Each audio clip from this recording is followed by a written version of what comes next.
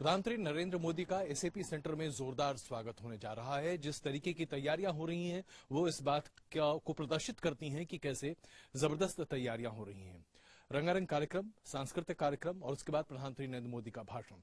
लेकिन इन तमाम चीजों के बीच सबसे महत्वपूर्ण क्या है? सबसे महत्वपूर्ण वो शख्स है जो प्रधानमंत्री नरेंद्र मोदी और जनता के बीच में एक पुल का काम करे, यानी कि इस पूरे शो का होस्ट। और आइए आपको मिलाते हैं अश्विनी जी से, जो इस पूरे शो की होस्ट हैं। अश्विनी जी, बहुत बहुत स्वागत है आपका न्यूज नेशन पर। ये बताइए कि मोदी जी के लिए इस कार्यक्रम का होस्ट बनना आपके लिए क्या मायने रखता है? ये सबसे मेरे सौभाग्य की बात है कि ये जिम्मेदारी मेरे ऊपर सौंपी गई है। मेरे साथ और दो होस्ट उसमें हैं, एक राजेश सत्याल है और एनबीसी के बहुत बड़े एंकर है राज मथाई। सो ये मेरे लिए बहुत बड़े सौभाग्य की बात है और मैं पूरी कोशिश करूंगी कि मैं इस जिम्मेदारी को बहुत अच्छी तरह से निभाऊं। ये बताइए कि मोदी जी के सामने बहुत सारे लोग जब आते हैं तो उनकी दिल की धड़कनें बहुत तेज हो जाती हैं। आप जब उनसे आज मिली तो कैसा लगा आपको? बहुत अच्छा लगा। बहुत शांत प्रकृति के इंसान लगे मुझे। और आज के लंच में तो भाषण नहीं किया उन्होंने, बट हम बेसब्री से इंतजार कर रहे हैं। मेरे साथ सारे कैलिफोर्नियंस इंतजार कर रहे हैं उनका भाषण सुनने के लिए, क्योंकि मुझे लगता है वो बहुत इंस्पिरेशनल है। मुझे ऐसे लगता है कि India has been waiting for this transformational force ever since it became free country. और मोदी जी के लिए शो को होस्ट करना, जैसा कि मैंने आपसे पहले पूछा, आपके लिए मायने तो जरूर रखता है, लेकिन जब आपको इसके लिए सबसे पहले आपसे बातचीत की गई उस वक्त आपने क्या सोचा? क्या ये करना चाहिए, नहीं करना चाहिए? आपके दिमाग में क्या उलझन थी?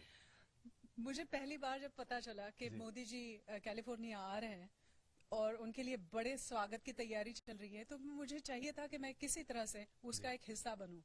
और कुछ दिनों के बाद actually they asked me to be the host and of course I jumped at the opportunity. क्योंकि पहले तो मैं कभी उनसे मिली नहीं हूँ, तो वो एक उत्साह दिल में होता है कि इतने बड़े पावरफुल नेता को आप मिल सकते हो। और एक इवन मोर देन दैट कि मैं इस कार्यक्रम का एक हिस्सा बन सकती हूँ और अपना पार्ट अच्छी तरह से निभा सकती हूँ। And that will be added to the grandeur of the event. आपने पाठ की बात की, तो ये पाठ शायद किरदार आप कहना चाह रही हैं। तो क्या इसके जरिए आपको एक बार फिर से अपनी पुरानी यादें ताजा हो गई बॉलीवुड के जमाने की? जी बिल्कुल। जिस तरह से हलचल है, जिस तरह से आपकी तरह जाने माने जर्नलिस्ट से मुलाकात हो रही है, उससे तो ऐसे लगता है कि पुराने दिन क्या वापस आ रहे हैं। I have to really gather myself. मैं ये अगर बहुत व्यक्तिगत सवाल आपसे पूछूं, बॉम्बे की चकाचौंध और आपका ये घर इतने शांत इलाके में है, यहाँ आके तो शायद मन करे कि आप योग ज्यादा करते दिखाई दे। ये ट्रांजिशन आपको कैसा भा रहा है? अभी तो 18 साल हुए मुझे कैलिफोर्निया मूव करके और बहुत मजा आता है। फैमिली के साथ वक्त बिताती हूँ। सबसे मुझे वो अच्छा लगता है कि बच्चों के साथ, बच्चों के स्कूल में बहुत सारा काम करती हूँ मैं। और जब मुझे बहुत दिल करता है कि नहीं भैया, मेरे अंदर का कलाकार कुछ करना चाह रहा है, तो I have been very fortunate. मैं हर साल एक फिल्म वापस जाके जरूर करती हूँ। हाल ही में मैंने एक साल पहले महेश मांजरेकर जी के साथ मेरी फिल्म पूरी की है और वो मराठी भाषा में है। और मेरे आज तक के करियर का सबसे डिफिकल्ट किरदार मैंने निभाया है। I have put my self on line, जो आज तक की मेरी एक्सपीरियंस रही है इस एक्टिंग के करियर में। कुछ बताना पड़ेगा आपको कि आपकी इस सबसे मुश्किल असाइनमेंट में क्या है? मैं यहाँ आके पहली बार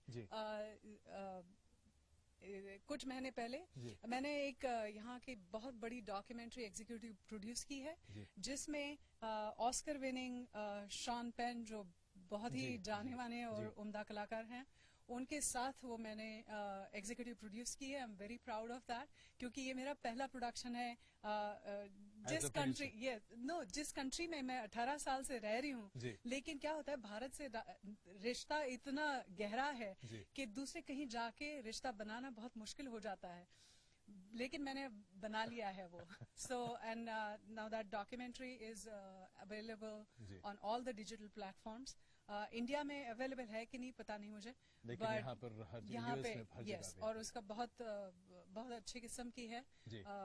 एमी अवार्ड विनर्स 2 डायरेक्टर्स है उसमें है और शॉन पेन ने खुद उसको वॉइस ओवर भी दिया है। क्या बात है। अच्छा ये बताइए, आपने बताया कि आप बॉलीवुड जाती हैं, साल में एक फिल्म करने की जरूर कोशिश करती हैं, याद कितनी आती है बॉलीवुड की? क्या आपको लगता है कि वो एक ऐसा जोड़ है जो किसी भी कीमत पर आपसे कभी छूट नहीं सकता? कभी नहीं छूट सकता, क्योंकि मैंने अपने जिंदगी की शायद 20 साल उस करियर के लिए दिए हैं, and that's with in me, that's the best career I can do.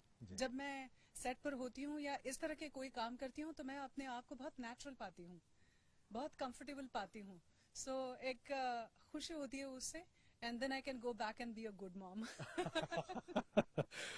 जी हाँ, मैं अगला सवाल यही आपसे पूछने वाला था कि बॉलीवुड की चकाचौंध, उसके बाद फिर परिवार की जिम्मेदारियां, बच्चों को बड़ा करना, सारी चीजें बड़ी आसान नहीं होती हैं। नहीं होती है। कैसे इट्स करती हैं आप? मुझे लगता है कि कहीं भी आप यहाँ रहो वहाँ रहो, जी। एक एडजस्टमेंट होती है। जब आप कलाकार होते हो, आपकी पर्सनल जाती जिंदगी पूरी it is ruled by other things, जी। और यहाँ में है कि एक क्या कहते हैं, एनोनिमस जिंदगी जी सकती हूँ, जो आई रियली एक एंजॉय। आम इंसान की आम जिंदगी। इंसान की जिंदगी। जी। बहुत मजा आता है जब बाहर जाती हूँ। तो कई बार ऐसे होता है कुछ, अच्छा ये डीवीडी ठीक नहीं है या जी। रिसेप्शन नहीं आ रहा है, तो you have to call them, and जब आपको अपने नाम का इस्तेमाल करना पड़ता है जी। तो मुझे अच्छा नहीं लगता है कि जो सर्विसेज हमको ऐसे भी मिलनी चाहिए वो समटाइम्स नहीं मिलती है। बट यहाँ एक आम, आपने सही जी। कहा, जी। आम इंसान की जिंदगी जीना भी मुझे अच्छा लगता है। एंड इट्स बीन 18 इयर्स, तो मैं बहुत वाकिफ हो गई हूँ जी। किस तरह से जीना है। मैं फट करके जैसे फ्लाइट में बैठती हूँ तो मेरा इधर यानी कि चेंज होता दो है। तरह की टोपी होती है, एक टोपी अमेरिका के लिए और एक It's like, बॉलीवुड के लिए। एक्टर का एक रोल होता है, फिर जी। दूसरे रोल में चले जाते हैं। एक सेट पर काम किया, फिर दूसरे सेट पर काम करते हैं। एक और सवाल पूछूं, अगर आप बुरा न माने तो, कई अभिनेत्रियां हैं जिन्होंने एक अलग जिंदगी चुनी, जैसे कि माधुरी दीक्षित, जी। आप, उनके हस्बैंड भी यहीं अमेरिका में रहते हैं। उनके लिए भी जब मैंने उनसे बात की तो उनका भी कहना था कि हाँ, मेरी जिंदगी अमेरिका में ठीक वैसी है जैसे कि एक आम महिला की होनी चाहिए, बच्चे, घर, परिवार, पति। क्या ये सारी चीजें हिंदुस्तान में नहीं हो सकती? हो सकती है, लेकिन मैं कुछ साल पहले, 18 साल पहले, एक ऐसे इंसान को मिली जो जिनके साथ मैंने शादी की, जी। And he is the guy for me. आइए। जी। आप फिर आप जस्ट दिल दे दिया तो बस हो गया था। और ऐसे कोई नहीं है, अभी यहाँ जी। रह रहे हैं, हो जी। सकता है भारत चले आए। बिल्कुल। ये तो एडजस्टमेंट होती है, आप जहाँ भी रहो, वहाँ के जिंदगी वहीं अच्छी हो जाती है। बिल्कुल। अच्छा, फिर आई थिंक वापस। यहाँ फिट होना चाहिए हाँ। कि मुझे कहाँ रहना है। मेरे दिमाग में कोई दो राय नहीं है। कोई दो राय नहीं है, बिल्कुल। अच्छा ये बताइए, मोदी जी को लेकर जो तमाम बातें आप लोग सुनती हैं, हाँ, हिंदुस्तान में रहती तो क्या मोदी जी के प्रति इतना ही एक आकर्षण होता बिल्कुल। जो आज यहाँ हो रहा है, या थोड़ा फर्क है, चूंकि देश से बाहर है हाँ। तो देश की ज्यादा चिंता होती है? ये तो सही बात है, क्योंकि आप भले देश के बाहर रहो, जी।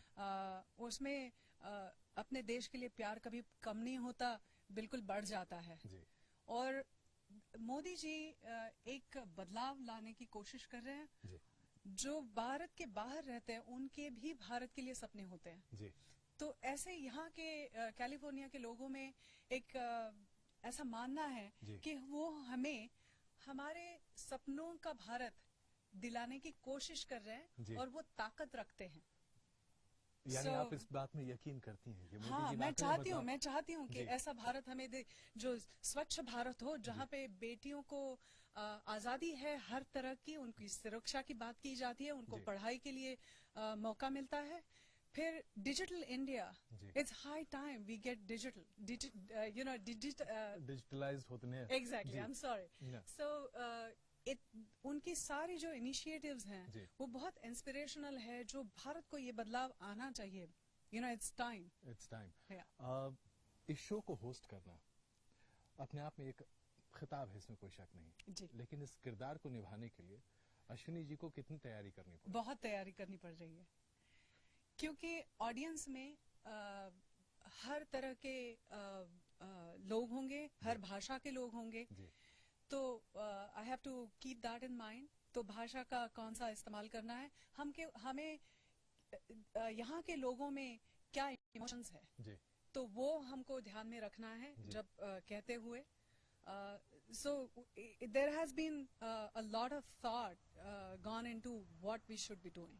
मैं आपसे ये तो नहीं पूछूंगा कि आपकी लाइनें क्या होंगी, हाँ. जाहिर सी बात है वो सरप्राइज मैं आपसे छीनना नहीं चाहता, लेकिन मैं आपसे ये जरूर जानना चाहता हूँ कि मान लीजिए अभी यहाँ ठीक इस जगह से हाँ. मोदी साहब आ रहे हो जी. तो आप उन्हें कैसे एड्रेस करती? Modi ji, we welcome you to California wholeheartedly. क्या बात इसको कहते हैं स्पॉन्टेनियस. एक एक्ट्रेस वाकई में हमेशा एक्ट्रेस ही होती है, इसमें कोई शक नहीं बट है. ये मैं एक्ट्रेस के हिसाब से नहीं बोल रही जी. हूँ, ये मैं आम इंसान के तौर पे बोल रही हूँ जी. कि we are really welcoming him wholeheartedly. मैं इसका कारण बताती हूँ आपको. जी. 30 साल में पहली बार भारत के प्रधानमंत्री यहाँ पधार रहे हैं. जी. नेहरू जी के बाद ये पहले प्रधानमंत्री होंगे जो कैलिफोर्निया को विजिट कर रहे हैं. अगर आज की तारीख में देखो जी. तो कैलिफोर्निया के लोग सिलिकॉन वैली को रूल कर रहे हैं. जी. आप सच पूछो तो जी. इतनी बड़ी बड़ी कंपनियों को वो चला रहे हैं, तो ये फख्र की बात है. और एक तरफ से it is working on 2 different levels. यहाँ के एस्टैब्लिश लोगों को ऐसे लगता है कि finally resurgent India is coming Modi ji के रूप में, to recognise finally the journey they have gone on or whatever they have achieved so far. दूसरी तरफ से जब डिजिटल इंडिया की बात होती है तो इट्स फिटिंग कि वो कैलिफोर्निया को यहाँ पर एड्रेस कर रहे हैं, क्योंकि यहाँ के लोगों के पास वो एक्सपर्टीज है जो भारत को अगले लेवल तक पहुंचने के लिए जरूरत है. तो यहाँ के लोगों को हमेशा अपने देश के लिए कुछ हम देश के काम आए, ये तो फीलिंग होती है. तो अगर मोदी जी आह्वान कर रहे हैं तो यहाँ के लोग भी तैयार होंगे. तीसरी बात यह है कि दुनिया की सबसे बड़ी 2 डेमोक्रेसीज एक साथ मिलजुल कर अगर सोच विचार करे, बैठ के दोनों देशों के लिए क्या फायदेमंद हो सकता है इसके बारे में सोचे तो कुछ अच्छा हो सकता है. There's hope. So I think it's working for the people here on different levels. और मैडिसन गार्डन में मोदी जी आए थे, क्या स्वागत हुई थी उनकी, और यहाँ आ रहे हैं. और हो सकता है कि ऐसी it will be a series जो दूसरे सिटीज में भी जाए. तो मुझे लगता है कि यहाँ के जो सारे भारतीय हैं वो पूरे एनर्जाइज हो जाएंगे, एकदम एनर्जाइज होते हैं कि it's a good atmosphere to have, कि हम मिलजुल कर साथ कुछ कर सकते हैं. जी. अश्विनी जी, एक गुजारिश है, अगर आपको लगे कि आप उसे करना चाहें, कोई ऐसा धुन, कोई ऐसी गाना, कोई गीत जो आपके जहन में आता हो जब भी मन करता हो कि हिंदुस्तान को याद करें. अगर आप You caught me on the spot. आप गाना सुझाव करिए, मैं गा देती हूँ. देखिए, हालांकि I'm not a singer, but अगर आप हल्का सा गुनगुना भी दें तो हमारे दर्शक वाकई में अश्विनी जी को एक दूसरे अंदाज में देखेंगे. Can we take a break? 1 minute के लिए. अच्छा, ठीक है. And I'll do it. I'm trying to think what I can do. No, because the regular चक. तो अश्विनी जी, एक छोटी सी गुजारिश है, अगर आपके लिए बहुत ज्यादा ये मुश्किल ना हो, जब भी हिंदुस्तान की याद आती है आपके जहन में, कोई ऐसा गीत, कोई ऐसा गाना जो आप गुनगुनाती हो, आप हमारे दर्शकों को बताएं. You're putting me on the spot. मैं पहले ही बताना चाहती हूँ कि मैं सिंगर नहीं हूँ, बट गाना सुनना मुझे बहुत अच्छा लगता है और क्लासिकल गाने सुनना ज्यादा अच्छा लगता है. जी. नॉन फिल्मी गाना गा रहे हैं. बिल्कुल. गारे को कीड़ा का कारे को कीड़ा का, भूलो की चा गंधर्वा तू, भूलो की चा गंधर्वा तू, अमृत संगीत सारी द पदरी सारी द पमा पद पकारे को कीड़ा का, कोकिला गा कोकिला गा. क्या बात है. और आप कहती हैं आपको गाना नहीं आता. जी, मैं थोड़ा सा हारमोनियम बजा लेती हूँ, अगर मैं एक्टिंग नहीं करती. इसके बाद तो मेरा मन कर रहा है कि मैं आपसे कहूँ कि एक और once more. मन्मथमणीचा इंद्रधनुचा शरपंचम तो लागुनी आला प्रीत भेटता अनुरागाला प्रीत भेटता अनुरागाला मिलन होऊनी सारी दप धनी सारी दप म पद प गा रे कोकिळा गा. क्या बात है, बहुत इतना खूबसूरत गला है आपका, क्या कहा जाए. अश्विनी जी, बहुत बहुत धन्यवाद, आपने अपना बहुमूल्य वक्त हमारे लिए निकाला और उम्मीद करते हैं कि कल स्टेज पर जब आपको देखेंगे तो वाकई में लगेगा कि हाँ, हम एक ही शख्स के दो चेहरे देख रहे हैं. बहुत बहुत प्रार्थना कीजिए कि मेरे से ये जिम्मेदारी अच्छी तरह से मैं निभा पाऊंगी. इससे बेहतर और क्या हो सकता है. आमीन. Thank you.